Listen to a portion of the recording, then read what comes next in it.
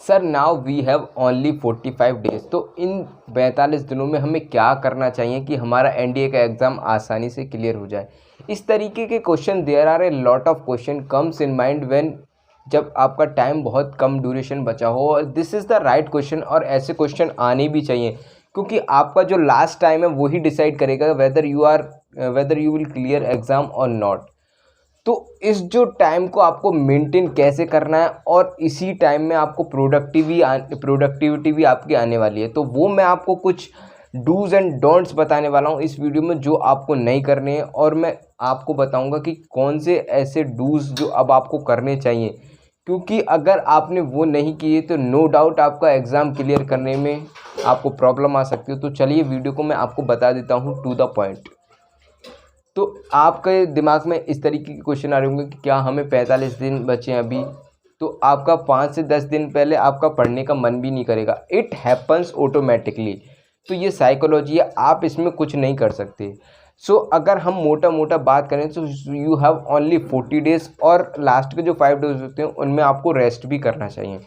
तो 40 डेज़ में आप क्या कर सकते हैं, क्या हमारा एग्ज़ाम क्लियर हो सकता है? सो नो डाउट आपका एग्ज़ाम क्लियर हो सकता है अगर आपने पहले से थोड़ा प्रिपरेशन की हुई है। अगर आप जीरो लेवल से हैं तो आपको सेलेक्टेड टॉपिक पढ़ने चाहिए, जो वीडियो मैंने आपके लिए अपने चैनल पर अपलोड कर दी है। तो मैं आपको बात करूंगा कि जो जो अब आपने पढ़ लिया है अभी तक, so make sure you have to be selected. आपको देखना पड़ेगा कि क्या क्या मैंने अभी तक पढ़ लिया है और क्या क्या एग्जाम में जो पूछा जाता है again and again repeated mode पे प्रीवियस ईयर क्वेश्चन पेपर को देखकर एनालाइज कर आपको पता होना चाहिए कि क्या क्या एग्जाम में पूछे जाते हैं। So you have to make the list of that particular. अगर बात करूँ साइंस की तो उसकी पार्टिकुलरली लिस्ट होनी चाहिए आपके पास, मैथ की होनी चाहिए, इसी तरीके से इंग्लिश की होनी चाहिए। And apart from that what you have to do one more thing, just revision. This is the best and killing strategy to crack your NDA examination, NDA 2022. Why? Because nobody will tell you कि at the end of the preparation what you should do. अगर आपने revision नहीं किया, you have to be stick one source. Now you have to be collect your all and gather your all the resources, compile your all notes. जो आपने अभी तक notes बनाए और जो भी आपने अभी तक प्रिपरेशन की, तो आपका क्या होता है कि अगर हम we are going to approach और we are going to appear first time in the examination. So ये होता ही है कि जब हम कोई न्यू टॉपिक पढ़ते हैं तो हम चैप्टर को बहुत जल्दी, अगर हमने we will not give proper time to revise that, तो हम बहुत जल्दी उसको भूल जाते हैं और उसकी वजह से क्या होता है कि कॉन्फिडेंस नहीं आ पाता। So for that overcome what you have to do this thing कि रिवीजन करना चाहिए। रिवीजन को किस तरीके से करना चाहिए? आई एम नॉट सेइंग कि आपको अब हाइब्रिड करना पड़ेगा। हाइब्रिड कैसे? आपको रिवीजन पर भी ध्यान देना पड़ेगा और आपको कुछ एक्स्ट्रा भी पढ़ना पड़ेगा। एक्स्ट्रा का मतलब आपको अब थोड़ा टाइम को इंक्रीज़ करना पड़ेगा। अगर आप पहले 8 घंटे पढ़ रहे थे तो आपको 10 घंटे पढ़ना पड़ेगा। क्यों? क्योंकि आपने अब क्या करना है कि 2 घंटे अपने रिवीजन को देने हैं। कैसे? आपने कोई भी सब्जेक्ट पढ़ा, अगर हम बात करते हैं ज्योग्राफी की, तो ज्योग्राफी में आपने सब्जेक्ट को पढ़ लिया, तो जो आपने पढ़ लिया प्रॉपर उसको रिवाइज़ करते चलिएगा शुरू से, जो आपके नोट्स बनाए हुए हैं जैसे भी आपने रिवाइज़ करना चाहें। और मैं बताऊंगा कि आपको क्या करना है और जो आप पढ़ते जा रहे हैं। जैसे कि नेक्स्ट टॉपिक हमें पढ़ना है सॉइल्स के बारे में, सॉइल्स के फर्दर क्लासिफिकेशन, तो सॉइल्स भी पढ़ते रहें पर प्रॉपर उसको भी रिवाइज़ करते रहें। अगर आप इस तरीके से पढ़ेंगे तो आपका जो एग्ज़ाम क्लियर करने में ये बहुत हेल्पफुल रहेगा। Trust me, it will immense और it will increase the rate of your clear the examination. तो इस तरीके से आपको प्रिपरेशन करनी चाहिए इस एंड टाइम पे।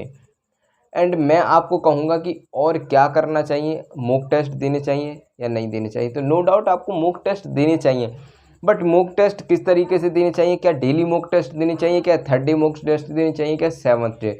तो मैं आपको कहूँगा कि अगर आपकी प्रिपरेशन टॉप लेवल तक है, अगर आप इवेल्यूएट करना चाहते हो तो आप डेली मॉक तो कभी भी ना दें। डेली मॉक क्यों ना दें? क्योंकि अगर आपने एनालाइज नहीं किया, अगर आपने इवेल्यूएट नहीं किया कि वेयर आई स्टैंड, तो आपका जो मॉक देने का तरीका है वो सबसे वर्स्ट है। और अगर आप इस तरीके से मॉक देंगे तो आपका इम्प्रूवमेंट बिल्कुल भी नहीं होने वाला है।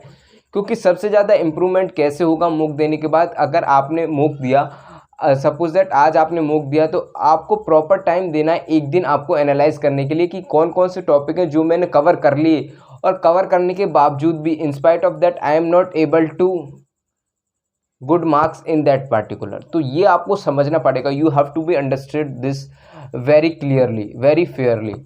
तो अगर आपने ये समझ लिया तो उसमें आप क्या करोगे, उस चैप्टर को दोबारा पढ़ लोगे। और क्या होता है, कुछ एस्पिरेंट्स ऐसे होते हैं जिनका एग्ज़ाम क्लियर नहीं हो पाता 10 या 20 मार्क्स की वजह से, 10 से 20 मार्क्स की वजह से। सो मैं इस वीडियो में बहुत सारे डाउट्स लेकर आया हूँ, I come with lot of doubts. So make sure अगर आपके कुछ डाउट्स आते भी होंगे माइंड में तो उससे आपके डाउट्स सारे क्लियर हो जाएंगे।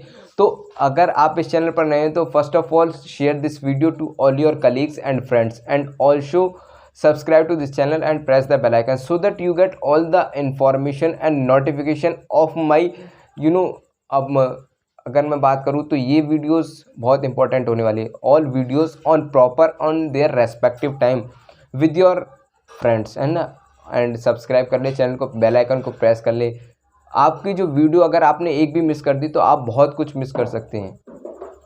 तो मैं जो आपको बता रहा था कि क्या होता है कि 10 से 20 नंबर आपके कम हो जाते हैं और उसमें स्कोर करना भारी पड़ जाता है। जैसे कि मैं कहूँ कि कोई भी आपने न्यू सब्जेक्ट कैच किया, यानी कि न्यू सब्जेक्ट आपने पकड़ा और उसमें आप आसानी से 20 से 30 मार्क्स स्कोर कर लोगे। बट अगर आप उससे यानी कि अगर मैं बात करूँ कि 40 से 50 मार्क्स आपको स्कोर करना हो तो आपको उससे डबल मेहनत करनी पड़ेगी जितनी आपने 20 से 30 तक की। ये इट इज़ श्योरली और इट इज़ प्रिंसिपल रूल, और ये लगता ही लगता है। क्यों? क्योंकि जो इजी था वो तो आपने कवर कर लिया, बट उसके लिए आपको डबल मेहनत करनी पड़ेगी। और अब क्या करना चाहिए, कुछ लोग क्या होता है कि हमारा 10 से 20 मार्क्स यानी 360 आए उनके, बाय द वे। और मैं आपको बता दूं कि जो कट ऑफ है वो उस पर भी मैं एक वीडियो लेकर आने वाला हूं कि कट ऑफ इतने से ज़्यादा कभी जाएगी नहीं अगर आप एनालाइज करेंगे तो। उसको क्या हमें कट ऑफ देख के प्रिपरेशन करनी चाहिए, इस तरीके के डाउट्स भी क्वेश्चंस आते हैं तो वो भी मैं आपके लिए कराऊंगा। तो मेक श्योर आप इस चैनल पर बने रहें। तो 10 से 20 मार्क्स स्कोर करने में किस तरीके से स्ट्रैटेजी होनी चाहिए, क्या पूरा सिलेबस कवर करना चाहिए। सो नो डाउट आपको बिल्कुल भी इस तरीके के क्वेश्चन अगर आते हैं तो मैं आपके लिए जब भी लेकर आया हूँ। तो आपको पूरी प्रिपरेशन बिल्कुल भी नहीं करनी। आपको क्या करना है कि जिससे आप from which topics you are not able to perform in that very well, so you have to be mark that very clear, and after that you have to be go through the questions. You have, first of all you have to be go through the all the concept, and after that you can practice a lot of questions and various of question from that subject और topic. तो अगर आपने इस तरीके से किया तो definitely your marks will be grow और your performance will be on the next level and your performance will be on the next version. तो आई होप आपको ये सारा आइडिया समझ में आया होगा। तो मैं आपको इस 45 डेज़ के लिए यही लेकर आया था कि आपको at the end of the summary and essence of this video is this कि आपको रिवीजन पे आपको फोकस देना है। अगर आपने रिवीजन नहीं किया तो ना तो आपको कॉन्फिडेंस आने वाला और ना ही आपका एग्ज़ाम क्लियर होने में ना होने वाला, स्ट्रेट फॉरवर्ड। तो मेक श्योर आप इस वीडियो को ज़्यादा से ज़्यादा शेयर करें ताकि जो एस्पिरेंट अभी भी रिवीजन पे ध्यान नहीं दे रहे तो वो अभी आपके पास सफाइस टाइम है। So you can also get through 1 time और 2 टाइम। जितना आप रिवीजन करेंगे चांसेस ऑफ योर रिहेबिलिटेट, अगर आपने रिहेबिलिटेट कर दिया, उसको अभ्यास कर लिया, 2 से 3 बार रिवीजन कर लिया तो वो आपके mind say that will not wipe out from your mind. So thank you all of you. मिलते हैं नेक्स्ट वीडियो में, तब तक के जय हिंद, ओके बाय।